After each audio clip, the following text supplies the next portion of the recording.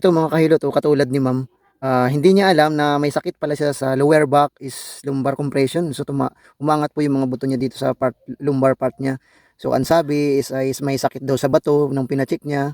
Yun namang isa, mayroon daw UTI. Tapos yung pangatlo, yun medyo tumama siya kasi mayroon daw may naiipit na mga muscle. So yun tinatawag nating muscle spasm. Tama naman po yung check, kaya lang walang treatment na ginawa. So check up lang po yung. Kaya nung makita ni ma'am tayo, so trinay po talaga niya. Nagtitrace talaga siya ng kung ano po yung pwedeng makapagpagaling sa kanya. Sinubukan nila po sa amin, kaya yun may nakita daw po siyang malaking improvement na wala daw po yun sa kanyang lower back.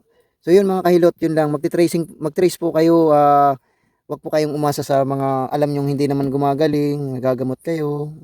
So try nyo na muna po sa iba, pa-x-ray kayo, MRI, yan, mga ganyan. Yun lang mga kahilot. Ito po yung masakit naman, yan, yung part na yan, yung masakit. Dito po. Yeah, meron din siya. Dito Yan talaga. ang madalas. Ito po talaga yung masakit nyo, yan. Sige. Ano po ma'am? Sa bato. Nung minsan pina-check up, sabi naman nila parang spasm, ano lang.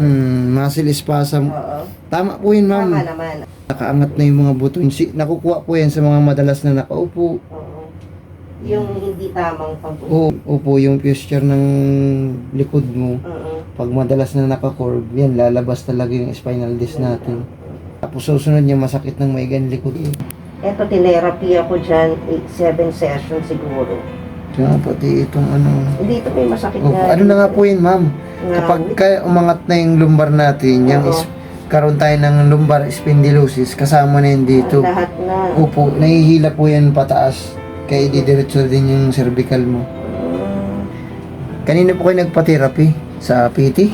Oo, PT. Shockwave. Shockwave lang po. Ano pa iba, dalawang therapy, ano yun. Dapat nga may session ulit ako sa arms.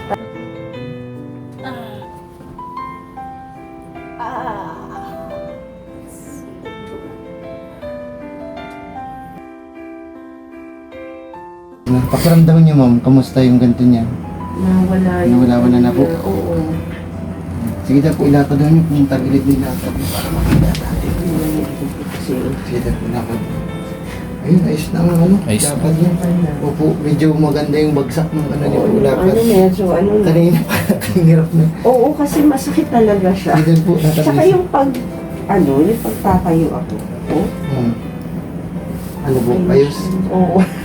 Mas na kayo ma'am sa ano, yung sobrang tagal ng tapos buhat, bawal na yung mga buhat. Oo, yung buhat-buhat. Akin buong ano. Ayan, ang lumbar rin sa inyo, mas matindi. Dito yung wala. O, kala ko lagi may UTI. sumasakit siya. Hindi ko wala. Kala ko dati lagi may UTI. Wala po yan, sa lumbar po yun. Lumbar spondylosis po yung ano nyo. Isang taong kong tiniis to. Sa akin dati ito Grabe. O yan, tama po yan, normal po yan. Yan talagang nasakit niyan at saka balikat. Ayan. Dalawa. Thank you, Ay, sige sir. po, salamat po. Salamat po.